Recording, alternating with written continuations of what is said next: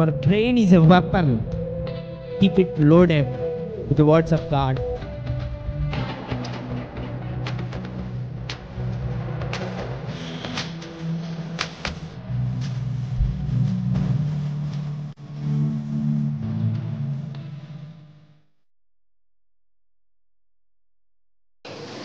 దేవునికి స్తోత్రం కలుగుగాక. హల్లెలూయా. ఈ యొక్క ప్రాంతములలో దేవుడు నన్ను ఇక్కడ నిలబెట్టినందుకు ఎంతగానో నేను ఆనందిస్తూ ఉన్నాను.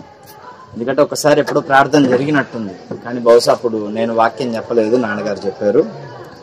అయితే అమూల్యమైనటువంటి మాటలను ఈరోజు దేవుని యొక్క సన్నిధిలో మనం విందాం. అందుని బట్టి దేవునికి స్తోత్రం చెల్లిద్దామా? హల్లెలూయా, హల్లెలూయా. అయితే వాక్యం చెప్పడానికి మొట్టమొదటిగా నేను ఒక మాట నేను చెప్పాలనుకుంటున్నాను. యేసు క్రీస్తు ప్రభువారు అనేటువంటి మాట మనకు మార్గం. ఏంటది? ఏంటండి? మనకు మార్గం. మార్గం ఒకసారి చెప్పండి. మార్గం ఎవరు? యేసు క్రీస్తు ప్రభు. హల్లెలూయా. ఎవరైతే తమ నోటితో యేసు క్రీస్తు ప్రభువారు దేవుడు అని ఒప్పుకుంటారో వారికి దేవుడు ఏమిస్తాడంట? నిత్య జీవం ఇస్తాడు. నిత్య జీవం అంటే ఏంటండి? యుగాయుగములు బ్రతికేది. యుగాయుగములు బ్రతికేది. ఇంకొంచెం బాగా చెప్పుకోవాలి అంటే స్వర్గం, ఇంకొంచెం అంటే పరలోకం. ఆమేన్. అక్కడ ఎలా ఉంటది? ఇక్కడ ఉన్నట్టుగా అప్పులు ఉండవు, ఇక్కడ ఉన్నట్టుగా ఇబ్బందులు ఉండవు, ఇక్కడ ఉన్నట్టుగా సమస్యలు ఉండవు, ఇక్కడ ఉన్నట్టుగా కీళ్ల నొప్పులు, కాళ్ళ నొప్పులు, తలనొప్పులు ఉండవు. మరి ఏముంటాయి అక్కడ? ఎల్లప్పుడూ మనశ్శాంతి ఉంటుంది. దేవునికి స్తోత్రం కలుగుతుంది. హల్లెలూయా. అయితే ఒక గొప్ప దైవజనుడు ఒక మాట అన్నాడండి. ఒక చిన్న పిల్లవాడు పుట్టేటప్పుడు పిల్లోడు ఏడుస్తాడంట.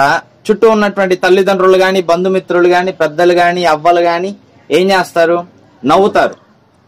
అదే ఒక ముసలి ఆయన గాని లేకపోతే ఇంకెవరైనా గాని చనిపోయినప్పుడు ఆయన మాత్రం నెమ్మదిగా ఉంటాడు. మరి చుట్టూ ఉన్నటువంటి బంధుమిత్రులు గాని, అన్నదమ్ములు గాని, కూతుర్లు గాని, కొడుకులు గాని, మనవాళ్ళు గాని ఏం చేస్తారు? ఏడుస్తారా లేదా?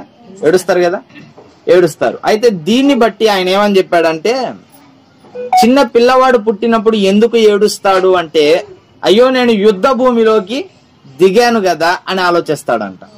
ఎందుకంటే ఈ యొక్క జీవితం అనేది పెరిగేటప్పుడు ఒక యుద్ధం ఉంటది. ఏంటది? చదవడం అనేది ఒక యుద్ధం. ఒకవేళ చదువు లేదనుకోండి, ఏదో ఒక పని చేయాలి, అదొక యుద్ధం. ఒక వయసు వచ్చిన తర్వాత ఇంటిని పోషించుకోవాలి, అదొక యుద్ధం. ఇంకొంచెం వయసు వచ్చిన తర్వాత భార్య పిల్లల్ని పోషించుకోవాలి, అదొక యుద్ధం. ఇంకొక వయసు వచ్చిన తర్వాత మన మాటలు గాని, ప్రవర్తన గాని అన్నిటిని జాగ్రత్త పరుచుకోవాలి, అదొక యుద్ధం. ఇంకొక వయసు వచ్చిన తర్వాత, వృద్ధాప్యం వచ్చిన తర్వాత ఎలా ఆలోచించాలి? ఎందుకంటే ముసలి వాళ్ళం అయినప్పుడు కొన్ని మాటలు ఏం చేస్తాయంటే యవనస్తులకు కోపం తెప్పిస్తాయి. తెలివి గల్లోళ్ళు ఎలా మాట్లాడతారు? ముసలి వాళ్ళైనా వారికి కోపం రాకుండా వీరి మాట నెగ్గేటట్టు మాట్లాడతారు. అది నేర్చుకోవాలంటే ఒక యుద్ధం. జీవితం మొత్తం ఎప్పటి నుంచి ఎప్పటి వరకు?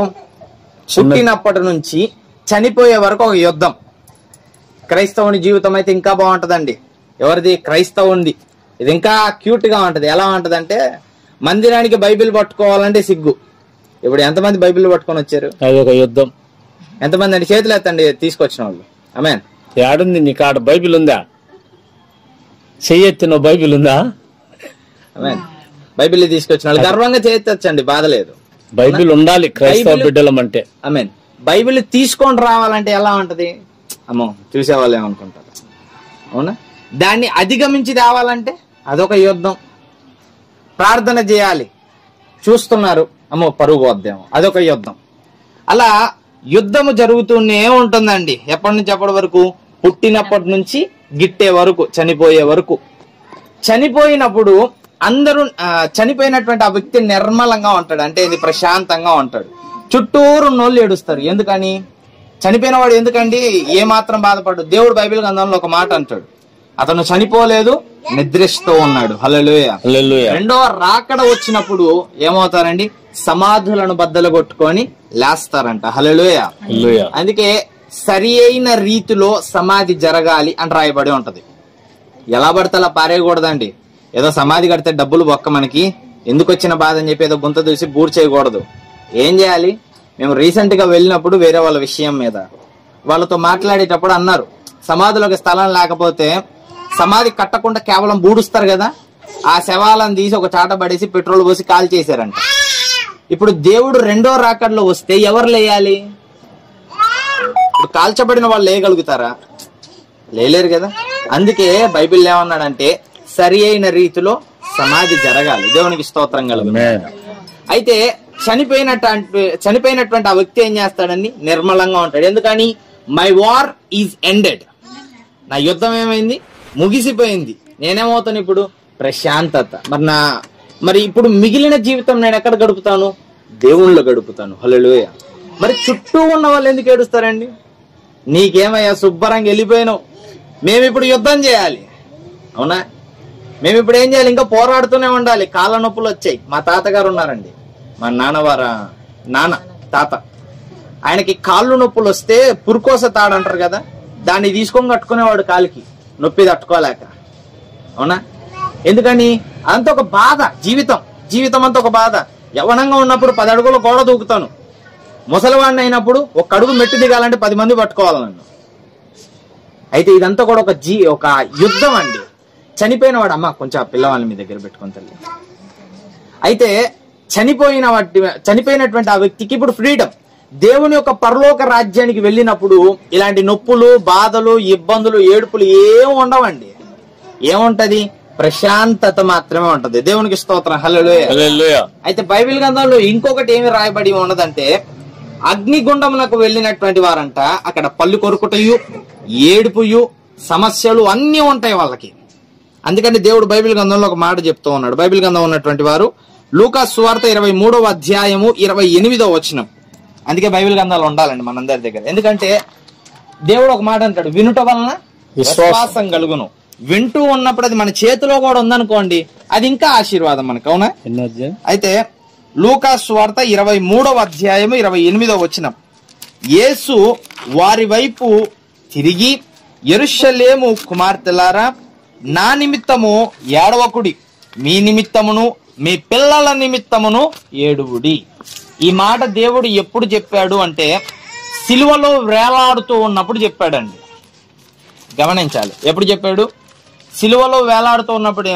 జస్ట్ సమ్ మినిట్స్ రిమైన్, కొన్ని నిమిషాలు మాత్రమే ఉన్నాయి దేవుడు ఇంకా ప్రాణాలు వదిలేయడానికి సిలువలో. అంటే శరీర రూపాన్ని దేవుడు వదిలేసి ఆత్మ రూపాన్ని దేవుడు అందుకుంటాడండి. దానికి కొద్ది నిమిషాలు మిగిలాయి. ఆ నిమిషంలో ఏమంటున్నాడు ఇక్కడ? యేసు వారి వైపు తిరిగి, యెరూషలేము కుమార్తెలారా, నా నిమిత్తము ఏడవకుడి, మీ నిమిత్తమును మీ పిల్లల నిమిత్తమును ఏడవకుడి. ఇప్పుడు చనిపోయినటువంటి ఆ వ్యక్తి గురించి మనం ఏడుస్తూ ఉంటాం. అంటే ఏడవడం తప్పు కాదండి, దుఃఖం వస్తుంది. మా నాన్నమ్మ చనిపోయినప్పుడు కూడా మా అక్క కంటి నిండా నీళ్లు పెట్టుకుంది. మా అమ్మ బాగా ఏడ్చింది, మా నాన్నగారు ఏడ్చాడు, నేను ఏడ్చాను. అంటే దుఃఖం అనేది వస్తుంది. ఇక్కడ దేవుడు ఏమంటున్నాడు? నా నిమిత్తము ఏడవద్దు, మీ నిమిత్తము మీ పిల్లల నిమిత్తము ఏడవండి. ఎందుకని? నా జీవితం ఎలాగో అయిపోయింది, లోకపరంగా నా జీవితం అయిపోయింది. ఇప్పుడు నేను ఎక్కడికి వెళ్తాను? పరలోక రాజ్యానికి వెళ్తాను. పరలోక రాజ్యంలో నా నిమిత్తమై ఏముంది?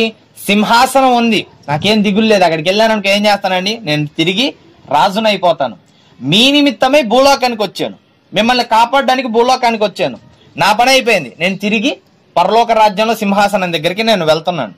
అయితే మానవులైన మీరు ఒక చెడుతనము మీలో ఉంటే, ఒక అబద్ధం ఆడేటువంటి క్రియ మీలో ఉంటే, మోసము చేసేటువంటి ఆలోచనలు మీలో ఉంటే, అబద్ధములు ఆడేటువంటి గుణము మీలో ఉంటే, లేకపోతే ఇంకా ఏదైనా దైవపరంగా ఏదైనా మీలో లోపం ఉంటే, ఇక్కడ మీకు శ్రమలే.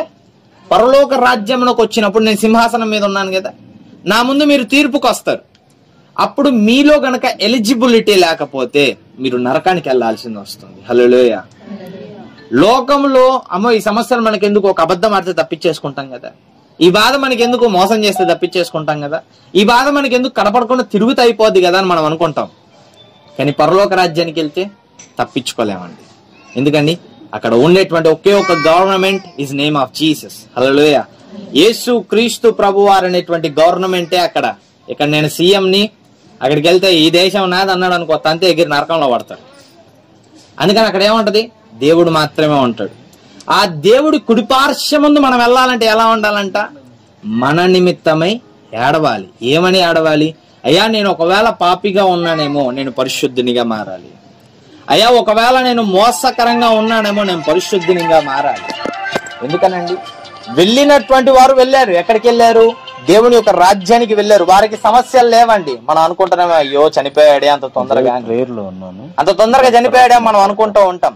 కానీ వారు ఏమై ఉన్నారు? విముక్తులై ఉన్నారు. హల్లెలూయా. ఏమయ్యారండి? విముక్తులు.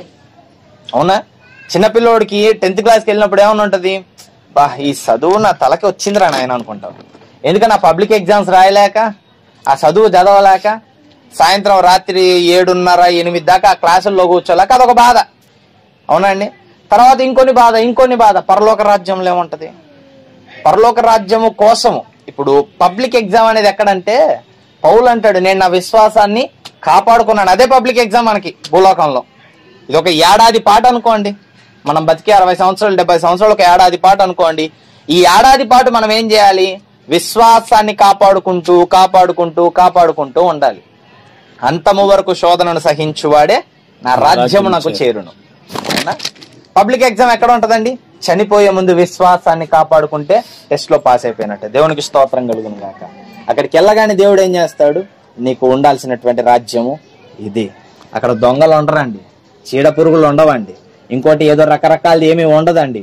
ఉండేది ఒకటే సంతోషం మాత్రమే. హల్లెలూయా. ఆ సంతోషాన్ని ఎవరు చూశారండి? మనకి ఈ భూలోకం మనం ముఖ్యం అనుకుంటాం. ఈ భూలోకంలో మహా అంటే 15 సంవత్సరాలు వచ్చే వరకు మనకు ఊహ ఉండదు అనుకోండి, ఏమీ తెలియదు. 15 సంవత్సరాల నుంచి కొంచెం ఊహ ఉంటది. అప్పటి వరకు ఒక 10 సంవత్సరాలు లేదా ఇంకొక 15 సంవత్సరాలు భార్య పిల్లలు అందరూ వచ్చేసారనుకోండి, ఆ బాధ్యత పడిపోతుంది. అలా సగానికి సగం జీవితం నువ్వు మహా అంటే ఎంజాయ్ చేసేది ఎన్ని సంవత్సరాలు? ఒక 10 సంవత్సరాలు అనుకున్నాను. ఇంటర్ అంటది కదండి, ఇంటర్లో ఒక మాట అంటారు, ఇంటర్మీడియట్ ఈడియట్ అంటారు. అంటే మన జీవితాన్ని నిర్ణయించేది అదే. ఈడియట్ అయ్యామనుకోండి, మన కన్న తల్లి కన్న తండ్రితో పాటు ఉన్నటువంటి ప్రతి ఒక్కరు కూడా ఏమంటాడు? ఈడు యదవ అంటారు. అదే మీడియట్ అయ్యామనుకోండి, కన్న తల్లి కన్న తండ్రితో పాటు ఉన్నటువంటి ప్రతి ఒక్కరు ఏమంటారు? చదివితే ఈ అబ్బాయిలా చదవాలంటారు, బ్రతుకుతే ఈ అబ్బాయిలా బ్రతకాలంటారు, జీవిస్తే ఈ అబ్బాయిలా జీవించాలంటారు. ఎప్పుడని? మనం సరిగ్గా ఉన్నప్పుడు. పరలోక రాజ్యం కూడా అలాంటిదేనండి. మన నిమిత్తమే మనం ఏడవాలి. దావీదు ఏడిసేటప్పుడు అంటాడు, అయ్యా నా కన్నీటితో నా పాపం అనేటువంటి పరుపు తేలి ఆడుతుంది అంటాడు. హల్లెలూయా. ఎందుకంటే మన పాపం అలాగ ఉంటదండి. ఒక మోసం 2 మోసాలు అది ఎలా ఉంటదంటే వడ్డీ. ఒకటి ఆడేవు కదా, రెండోది ఆడితే తప్పేంది? ఒక మోసం చేసావు కదా, ఇంకో మోసం చేస్తే తప్పేంది? అలా పెరిగిపోతూ ఉంటది. అయితే దేవుడు అంటున్నాడు, ఇప్పటికైనా మించిపోయింది ఏమి లేదు, నా గాయమైన హస్తములను చాపి ఉన్నాడు. దేవునికి స్తోత్రం కలుగును గాక. ఎప్పుడైతే ఆయన హస్తాన్ని మనం ముట్టుకుంటామో, ఎప్పుడైతే ఆయన కౌగిల్లోకి మనం చేరతామో, ఆయన కౌగిలి భలే ఉంటదండి, చాలా బాగుంటది. ఎందుకని? అక్కడ ప్రేమ, ఆప్యాయత, మనశ్శాంతి దొరుకుతుంది. ముఖ్యంగా మనిషికి మనశ్శాంతి లేకుండా ఈనాడు జీవించే వాళ్ళు చాలా మంది ఉన్నారు.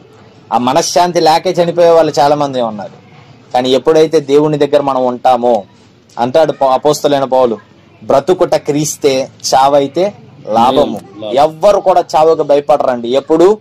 దేవుని యొక్క కౌగిలి రుచి మరిగిన వాళ్ళు. దేవుడు అంటాడు, రుచి చూసి తెలుసుకో అంటాడు.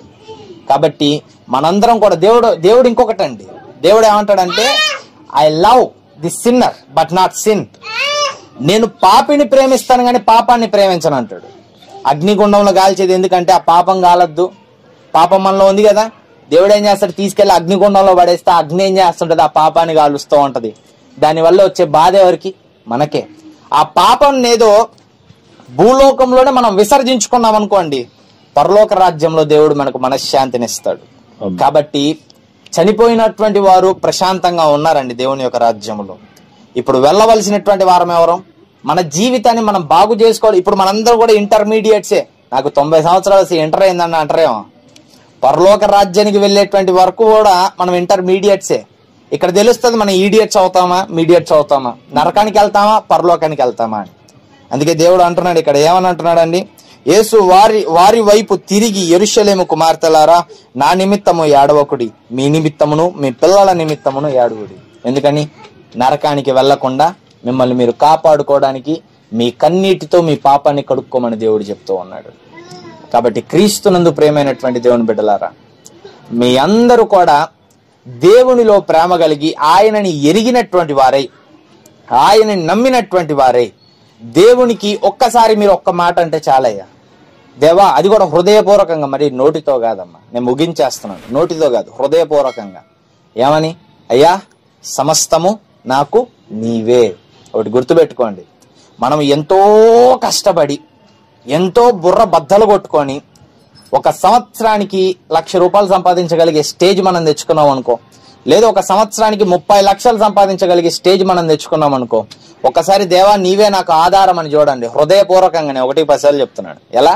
హృదయపూర్వకంగా, మరి నోటితో కాదండి. దేవుడు అంటాడు, నీవు నన్ను పిలిచేది హృదయపూర్వకంగా వెళవాలంటాడు, మనసుతో, గొంతుతో కాదు. హృదయపూర్వకంగా పిలిచి చూడండి, మీరు ఖాళీగా కూర్చున్న మీకు సంపద వస్తూనే ఉంటది. అంటే నేను ఒక్క సంపద గురించి చెప్పట్లేదండి, సమస్తం కూడా. డబ్బు ఎక్కువ అయ్యే కొంది మనసుకు మనశ్శాంతి తగ్గిపోద్ది. మనిషికి ఏం తగ్గిపోద్ది? మనశ్శాంతి తగ్గిపోద్ది. కానీ దేవుడు ఉన్నప్పుడు ఎలా ఉంటుందో తెలుసా? ఆస్తితో పాటు, అంతస్తుతో పాటు మనశ్శాంతి, నెమ్మది సమస్తం కూడా దొరుకుతూ ఉంది. ఎందుకంటే దేవుడి చిత్తం లేకుండా మన దగ్గరకు వచ్చేది మన ప్రాణాలకు ప్రమాదం అవుతుంది. దేవుడి చిత్తానుసారంగా మన దగ్గరకు వచ్చేది మన ప్రాణాలను అభివృద్ధి చేస్తూ ఉంది. కాబట్టి క్రీస్తునందు ప్రియమైనటువంటి దేవుని బిడ్డలారా, ప్రతి ఒక్కరు కూడా మేము మనస్ఫూర్తిగా ఒప్పుకోవాల్సింది ఒకటే, ఏంటది? అయ్యా, నాకు సమస్తమును నీవే. ఎప్పుడైతే మన జీవితాన్ని మనము దేవుని చేతికి అప్పగించుకుంటామో, ఆ దేవుడు ఏం చేస్తాడండి? ఒక పెద్ద రాజ్యము, బంగారపు రాజ్యమైనటువంటి ఆయన ఒక పరలోక రాజ్యంలో దాన్ని ఉంచి కాపాడుకుంటాడు. కాబట్టి ప్రతి ఒక్కరు కూడా ఇంతవరకు మార్పు లేకపోయినా, ఇంతవరకు ఒకవేళ దేవుడు అంటే ఎరుగకపోయినా సమస్య లేదు. ఎందుకంటే దేవుడు అంటాడు, నేను నశించిపోయేటువంటి ఆత్మల కోసము వెతికి రక్షించుటకు నేను వచ్చి ఉన్నాను అన్నాడు. హల్లెలూయా. దేవుడు వచ్చింది నశించిపోయినటువంటి మన కోసమే. దేవుడు వచ్చింది మార్పు లేనటువంటి మన కోసం. హాస్పిటల్ ఎవరికి అవసరం అండి? రోగుల కోసమే కదా. హాస్పిటల్ లోపల చూడడానికి కంపు కొడుతుంటది, వీడికి వెళ్ళకూడదు అనిపిస్తుంటది. కానీ అదే హాస్పిటల్ లేకపోతే ఎంతమంది బతుకుంటాం కదా. దేవుడు కూడా అలాంటి వాడేనండి. ఆయన ఏం చేశాడంటే ప్రతి ఒక్క మనిషి పాపాన్ని ఆయన తీసుకునేసరికి ఆయన మనిషికి ఎలా తయారంటే, ఏందైనా ఎలా ఉన్నాడు? బైబిల్లో ఉంటది, ఆయన సొగసైనను స్వరూపమైనను లేకపోయాను. అదంతా ఎవరి వల్ల? మన వల్లనే. కాబట్టి దేవుడు ఎప్పటికి కూడా మన పాపాలను ఆయన మోస్తూనే ఉన్నాడు. కాబట్టి మిత్రులారా, ఎప్పుడైతే దేవా నాకు సమస్తము నీవే అంటామో, ఆ దేవుడు మన పాపాలను తొలగించి ఆయన ఏం చేస్తాడండి? రాజవస్త్రములను ధరించి ఆయన రాజుగా మనల్ని కూర్చోబెడతాడు. కాబట్టి ఆ యొక్క పరలోక రాజ్యానికి వెళ్ళాలి అని కోరిక ఉన్నటువంటి ప్రతి ఒక్కరు, యుగ యుగములు నేను బ్రతకాలి అని ఆశ ఉన్నటువంటి ప్రతి ఒక్కరు కూడా దేవుణ్ణి ఆరాధించడం నేర్చుకోండి, దేవుణ్ణి ప్రేమించడం నేర్చుకోండి, దేవుని మీద ఆధారపడడం నేర్చుకోండి. ఆ దేవుడు మిమ్మల్ని పైకెత్తుకుంటాడు. మిమ్మల్ని దీపంగా చేసి ఆయన దీపస్తంభం మీద ఉంచేటువంటి దేవుడు. దీపస్తంభం మీద ఉంచినటువంటి దీపము సంపూర్ణమైన వెలుగు చుట్టూరు దయచేస్తుంది. కొంచెము కింద ఉంచేది ఎవరు అంటే లోకం అండి. లోకం మీద ఆధారపడినా, లోక మనుషుల మీద ఆధారపడినా వాళ్ళు తీసుకొచ్చి దీపాన్ని ఏం చేస్తారు? నీ దీపం వెలుగే ఉంటది, కానీ దాని మీద పెద్ద మూత మోస్తారు. ఎవరికి వెలుగు ఉండదు, నీ జీవితానికి కూడా నీకు వెలుగు ఉండదు. కాబట్టి దేవుని మీద ఆధారపడితే ఆయన నేను పైనుంచేటువంటి వాడిగా ఉన్నాడు. దేవుడు తన యొక్క పరిశుద్ధ వాక్యం దీవించునుగా. ఒక్కసారి ఆఖరిగా నేను చదువుతానండి. లూకా సువార్త 23:28 వచనం. యేసు వారి వైపు తిరిగి, యెరూషలేము కుమార్తెలారా, నా నిమిత్తము ఏడవకుడి, మీ నిమిత్తమును మీ పిల్లల నిమిత్తమును ఏడుగుడి. కాబట్టి ఇంతవరకు మనం ఉన్నటువంటి యొక్క పాప జీవితము చాలు. మన నిమిత్తమే అయ్యా నా పాపమును తుడిచివే. ఎందుకంటే ప్రార్థనలోకి వెళ్ళండి, మీ పాపాలు మీకు గుర్తురాగానే ఆటోమేటిక్ ఏడుపు వచ్చేస్తుంది. ఎందుకంటే మన పాపాలు మన యొక్క మనసును అంత కృంగదీసి ఉంటాయి. దేవుని యొక్క ప్రేమ ఏం చేస్తుంది? తెప్పరెళ్ళింపజేస్తుంది మన జీవితాన్ని. ఆ సంతోషములో ఆనంద బాష్పాలు మనకు వస్తాయి. కాబట్టి కన్నీటితో దేవుణ్ణి అడగండి, ఆయన మీ యొక్క కన్నీటిని ఆనంద బాష్పాలుగా మార్చేటువంటి దేవుడు. నమ్మిన వారం ఒక్కసారి దేవునికి స్తోత్రం చెల్లిద్దాం. హల్లెలూయా, హల్లెలూయా, హల్లెలూయా. దేవుడు తన యొక్క పరిశుద్ధ వాక్యమును దీవించును గాక. ఆమేన్.